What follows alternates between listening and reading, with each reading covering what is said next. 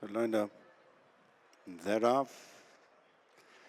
Slow in the stride, the newcomer Prospect Thunder has given the field a head start. It is North Coast on the inside of Flushing Meadows, and prominent is Flanker Jet. Fourth of the four is Prospect Thunder. Down the far side they go. They're in single file. North Coast is the leader from Flanker Jet, followed by Flushing Meadows, and a little bit closer at the back of the field is Prospect Thunder. Inside the final 5 furlongs, the Japan Racing Association Tyros Stakes, the second group race for Tyros. It's over 7 furlongs. It's North Coast the leader from Flanker Jet, joined for second by Flushing Meadows, and 2 lengths off them in fourth and last place is Prospect Thunder.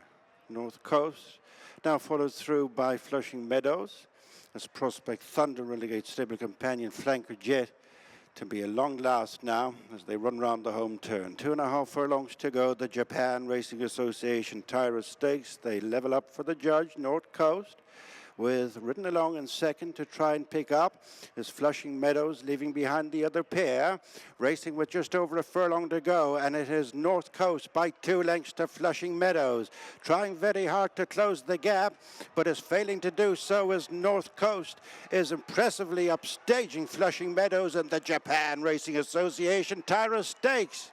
North Coast has made it all emphatically. Second is Flushing Meadows, and then the other pair.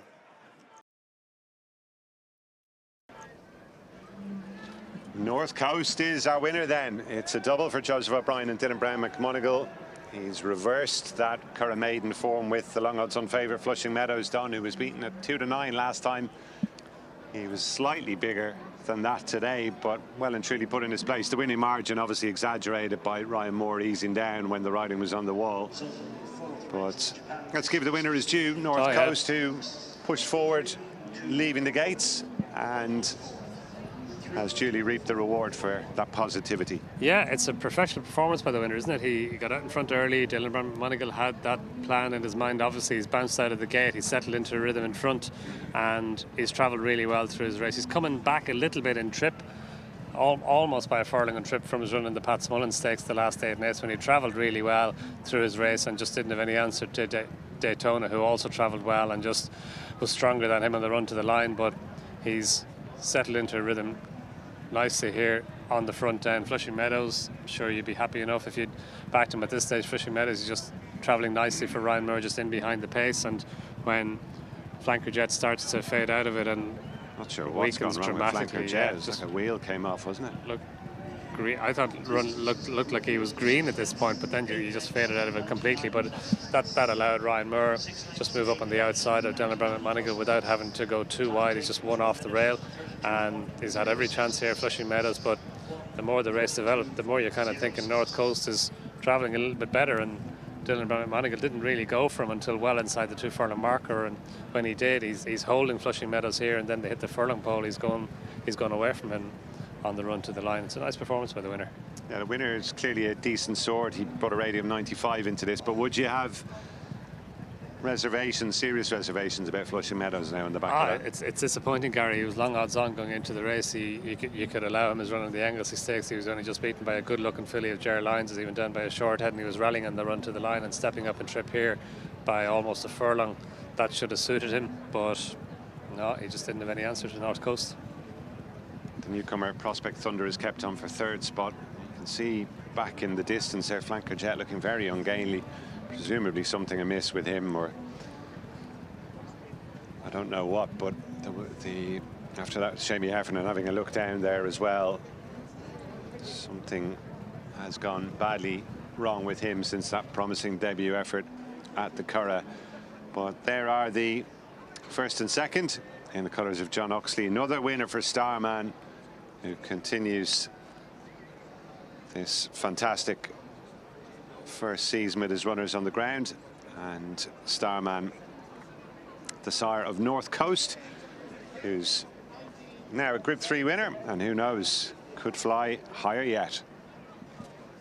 We're going to hear once again from Joseph O'Brien. Joseph, good start to proceedings tonight. Things have got even better in the interim. North Coast landing the Group 3 Tyros Stakes. Just give us your thoughts on his performance. Yeah, you'd have to be very impressed, really, Gary, to be honest. You know, thought we were going to get a bit of pressure early, and he did get a bit of pressure, and he overcame that. And I was really impressed with his last 100 yards. It looked like it was going to be a fight to the line, and he pulled away well. Smart colt, good attitude. I've campaigned him pretty aggressively. You know, that's his 4th run now, so and he's got better with each start. So nice colt. Once again, all the spotlight was really on your father's horse, Flushing Meadows, today. Did you feel it wasn't necessarily going to be as straightforward as that, though? Well, we felt that we'd at least make him work for it, you know, and that's what you want to do here. And went and sent him to the front, and you know, we were aggressive with him, and yeah, he had to say that he came good the last furlong. It was impressive, and he went out through the line, and he had a duck at the winning post even, so there was a bit left.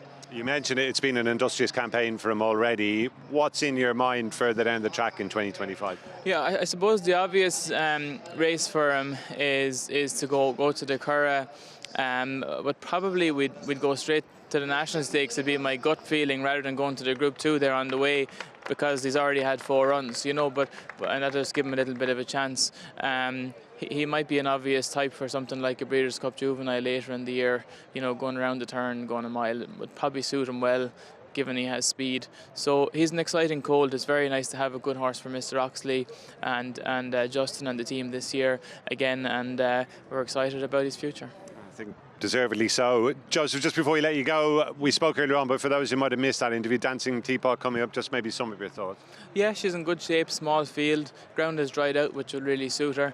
Disappointed in Ascot, and hopefully going to get back on track with a good run this evening. Well, we wish you well. The team's gone great guns. Thanks, Joseph. Thanks, Cheers. Gary. Thank you. Japan Racing Association Tyros Stakes, the second group race for 2-year-olds. It's over 7 furlongs. It's North Coast the leader from Flanker Jet, joined for second by Flushing Meadows, and 2 lengths off them in 4th and last place is Prospect Thunder.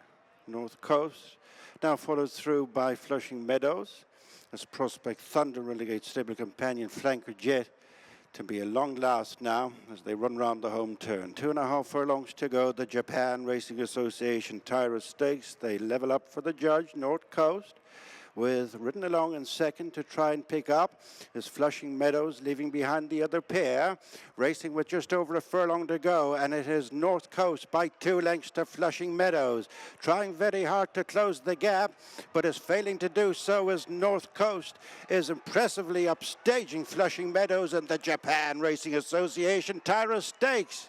North Coast has made it all emphatically. Second is Flushing Meadows, and then the other pair. Watch live racing now on racingtv.com.